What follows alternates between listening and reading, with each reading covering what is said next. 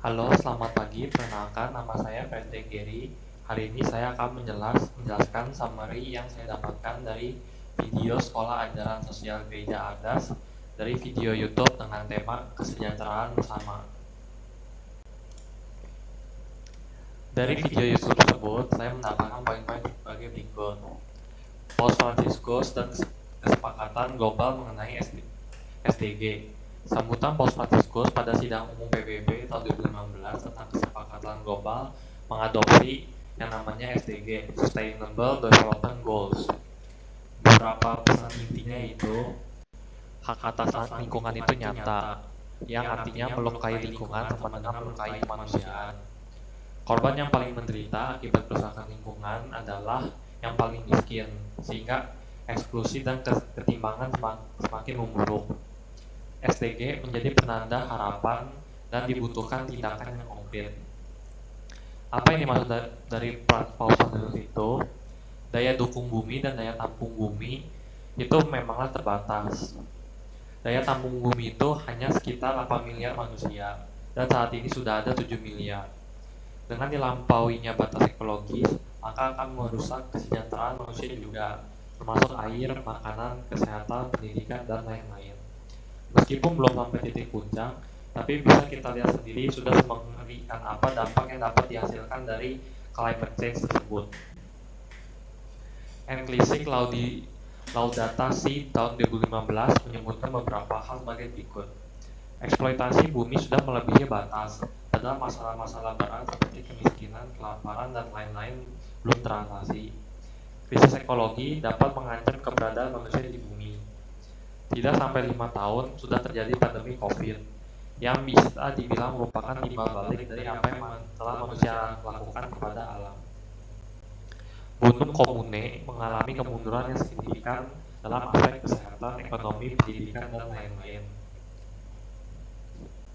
Kita juga bisa belajar dari pandemi, antara lain perubahan sistem kesehatan, akselerasi otomasi, dan digitalisasi, green recovery, peningkatan tren telework, atau bekerja atau belajar melalui internet.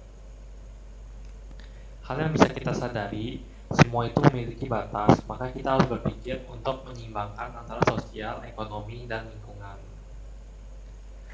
Terdapat 7 SDG yang bisa kita bagi dalam 5 pilar, yaitu yang pertama, pilar pembangunan sosial, terdiri dari tidak ada kemiskinan, tidak ada kelaparan, kesehatan dan kehidupan yang layak, pendidikan berkualitas, kesetaraan gender. Yang kedua, pilar pembangunan ekonomi. Yang ketiga, energi bersih dan terjangkau, yang terdiri dari pertumbuhan ekonomi dan pekerjaan yang mapan, industri, inovasi, dan infrastruktur, pengurangan kesetimpangan, kerukunan untuk mewujudkan seluruh sasaran.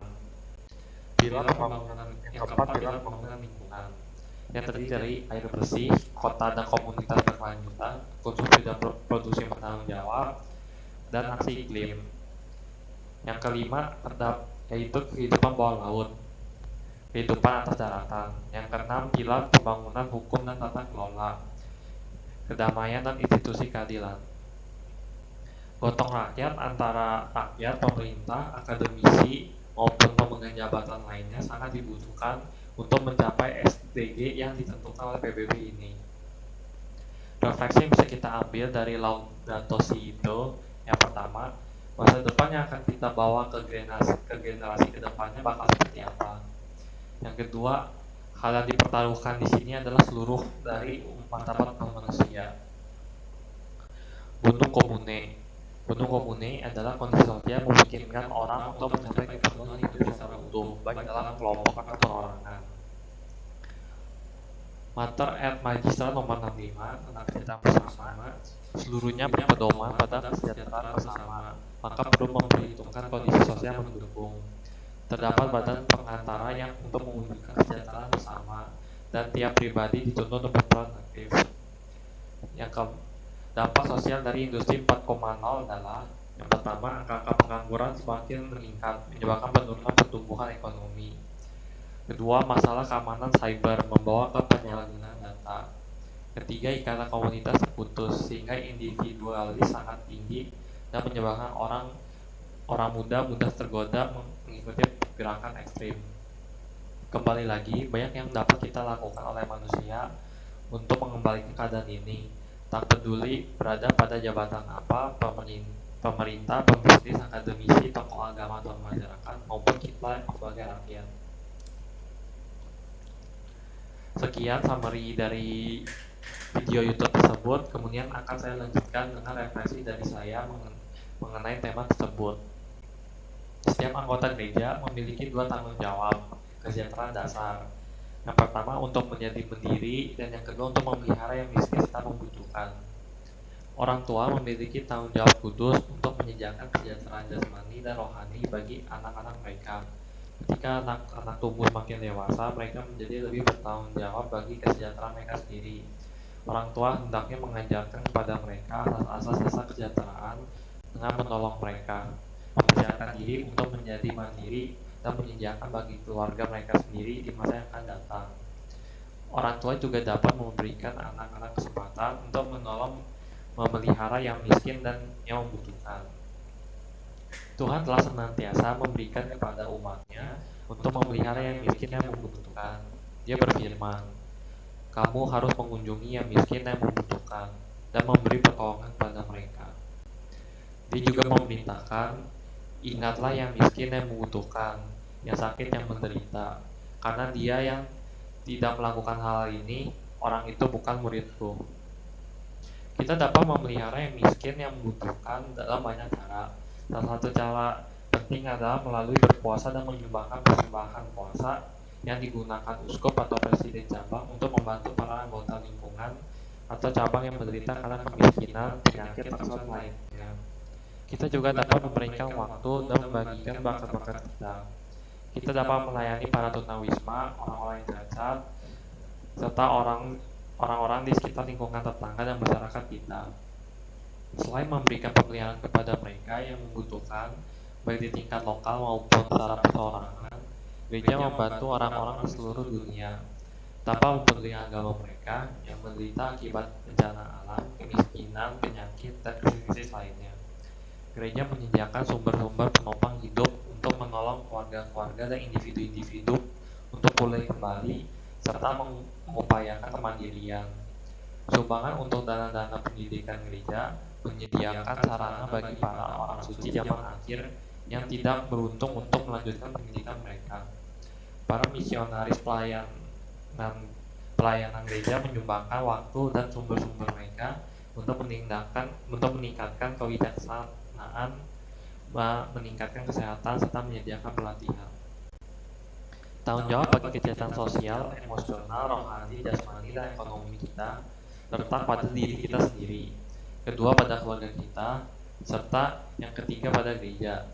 Melalui ilham dari Tuhan dan melalui pekerjaan kita sendiri, kita hendaknya menyediakan bagi diri kita sendiri serta keluarga kita kebutuhan hidup secara rohani dan jasmani. Kita akan menjadi lebih mampu dan memelihara diri kita sendiri dan keluarga kita ketika kita mandiri. Kita siap untuk bertahan pada saat-saat sulit, tetapi menjadi bergantung pada orang lain. Kita dapat mulai menjadi mandiri dengan yang pertama, mengambil manfaat dan kesempatan pendidikan. Kedua, menjalani asas-asas gizi dan kesehatan yang baik. Ketiga, mempersiapkan diri dan memperoleh pekerjaan yang cocok. Yang keempat, menyimpan persediaan makanan serta pakaian sesuai dengan yang diizinkan oleh undang-undang. Yang kelima, mengelola sumber-sumber kita dengan bijaksana, termasuk membayar persepuluhan dan persembahan puasa serta menghindari utang. Yang keenam, mengembangkan kekuatan rohani, emosional, serta sosial. Untuk menjadi mandiri, kita harus mau bekerja. Tuhan telah memerintahkan kepada kita untuk bekerja. Pekerjaan yang terhormat adalah sumber dasar kebahagiaan, harga diri, dan kemakmuran. Jika untuk sementara waktu kita tidak mampu untuk memenuhi kebutuhan dasar kita melalui upaya-upaya tersebut, kita sendiri atau dukungan dari para anggota keluarga, gereja dapat menolong kita. Dalam situasi tersebut, gereja seringkali menyediakan sumber-sumber penopang hidup untuk menolong kita serta keluarga kita untuk menjadi mandiri kembali.